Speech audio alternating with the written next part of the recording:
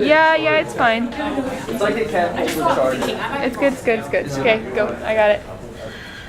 Man, okay, Sienna, you're giving time signals? Yeah. Will you give like 30, 15, and then 5 down? Like 5, 4, 3, 2, 1. If I get there. Okay. And there's no grace. Yeah. I'm gonna be something like this. In Franz Kafka's absurdist novel, The Metamorphosis, he chronicles how the main character, Gregor Samson, wakes up one day to find that he's been transformed into a cockroach, and his entire life is turned upside down. In the same way, after the death of Fidel Castro, the leader of Cuba, in November of 2016, many citizens found that their lives were changed because Fidel Castro's brother, Raul Castro, was now in power. This has significantly impacted the lives of over 11 million inhabitants of Cuba, which is why when posed the question, how has Cuba changed since the death of Fidel Castro, we need to look at how they've changed first economically. Secondly, how they've seen their foreign relations with many other countries altered. And lastly, we'll analyze how the way that Cuba treats human rights has also drastically been changed. Gregor first realizes that he's a cockroach when he wakes up, and one of the first impacts of that is that he faces being fired from his job by an unforgiving manager. And in the same way as how Gregor has found his economic position changed forever, Cuba has also seen their economy greatly change since this has happened.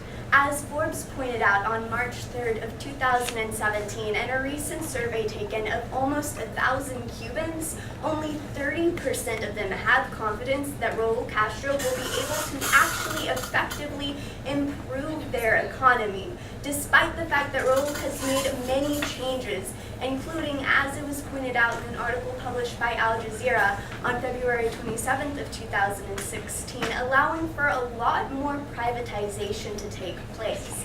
However, not many people have confidence that this is actually going to really impact anything. And as the same survey published by Forbes stated, 95% of Cubans support much bigger and much more sweeping changes, meaning that right now Cuba's economy is not improving in the way that the citizens want it to, and they don't have confidence in their leader to make things turn around at all. However, Cuba's seen much more than just their economy impacted. They've also seen a huge change in the way that they interact with other countries. Just as how Gregor had a hard time communicating with his family and eventually found himself kicked out of his house and having to run away, Cuba's having a really hard time making other countries take diplomatic efforts and relations with them seriously and improving their economic standpoint.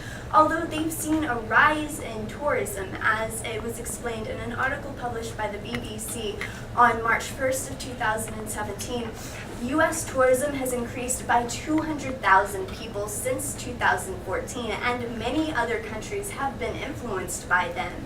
But this doesn't mean that countries have been able to improve their relationships with Cuba economically or in other areas of policy as well.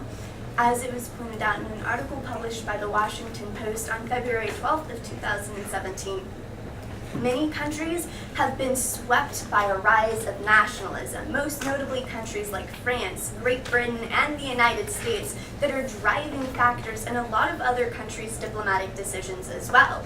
These countries have expressed negative opinions about Raul Castro, and as such have stunted much of the many diplomatic efforts that could have taken place within the region, thus hindering the growth of foreign relations in the end. Additionally, human rights and the way that Cuba approaches them have also been changed. Gregor's stance and the way that he looked at and treated his own identity was forever altered because of his metamorphosis. And Cuba's metamorphosis has also forever altered the way that they treat human rights. In this case, though, it's not in a positive way. Human rights have taken a turn for the worse in Cuba. As it was pointed out in an article published by the Cato Institute on February 10th of 2017, many teenagers in the area have been encouraged to burn copies of the Universal Declaration of Human Rights. And this is just the beginning of a lot of serious infringements on human rights and a negative attitude toward enforcing them. According to an article published by the Huffington Post on January 17th of 2017, the Cuban government recently lied to a UN commission and saying that they've been working toward agreements that laid out how to deal with missing persons cases signed in 2006.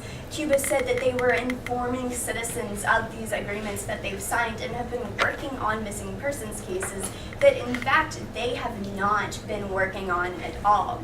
Not only that, but Cuba has also allowed for rampant misinformation and mistrust of their government. According to an article published by the Cato Institute on February 3rd of 2017,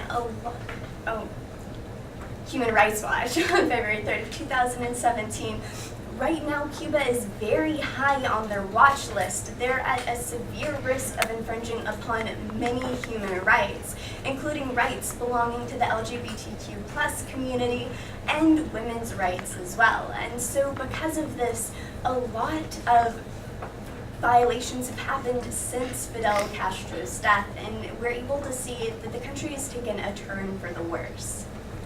Gregor saw his life completely changed when he woke up transformed. And in the same way, Cuba's economy and social climate has changed forever because of the death of Fidel Castro.